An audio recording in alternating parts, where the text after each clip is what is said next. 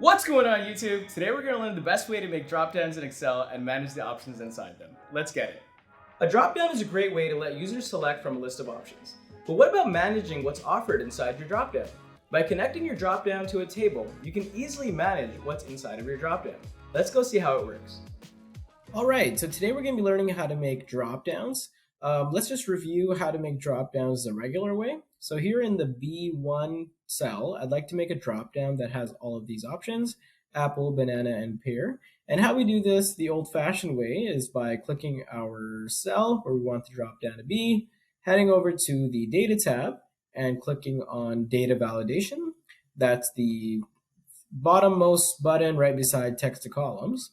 And what we're going to do is we're going to select List from our first dropdown, and in our source, we'll simply select the list of items we want to include in our dropdown. So here we have a dropdown which has the options for apple, banana, and pear. But that's kind of boring. And the issue with this is if I add in another fruit here, let's add in a watermelon, the list automatically doesn't extend, right? So over here, we don't have that option for watermelon unless we go to data validation again and say, hey, yeah, instead of D4, continue on looking at D5, and then here we finally get that watermelon option. And a better way to manage what's offered inside your dropdowns is to use an Excel table. So here I have the same list of fruits. I've put it into a table here. So I just had all my fruits there. I went to Insert and clicked on Table, and this table came up. What I'll do, and this is a very important step, what I'll do is I'll go to the table and I'll name this table the same that I've named my column as. So here our column is called fruit, and I'll name my table as fruit as well. Now what I can do is I can reference this table or whatever's inside this table inside my dropdown. So I'm going to head on over to B1 again. I'm going to click on the Data tab, and I'm going to go to Data Validation again. We're still going to select List, but in our source, we're going to type in a formula. That formula is equal indirect, open the parentheses, your table name, which is fruit, and then a square bracket, your column name.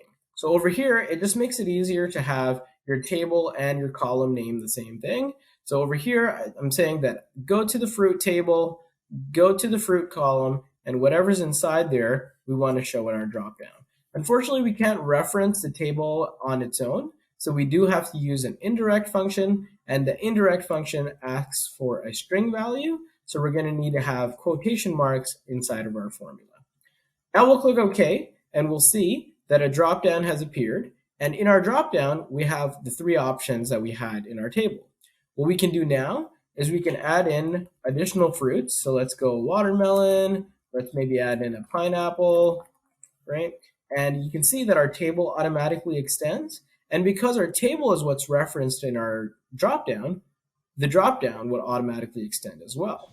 Alright guys, so that's the video. I hope you saw how useful it can be to connect your dropdowns to Excel tables. If you like the content, like, comment, and subscribe, and let's Excel together.